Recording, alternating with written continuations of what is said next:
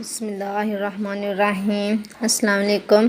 Welcome to my मेज़बान YouTube channel. तो आज इस वीडियो में मैं अपनी बहनों और भाइयों के साथ औलाद के लिए बहुत ही मुजर्रब और इजी आसान रूहानी अमल शेयर करूंगी। अगर आपके यहाँ औलाद नहीं है तो इसके लिए आपने छोटा सा अमल करना है कि सिर्फ बारिश का पानी लेना है और इसके ऊपर आपने 27 टाइम सूरा कौसर पढ़नी है। अव्वल व आखिर 11 बार दुरूद पाक पढ़ना है और दरमियान में 27 यानी 27 बार सूरा कौसर पढ़नी है और इस पानी पर दम कर लेना है और ये पानी आपने पी लेना है।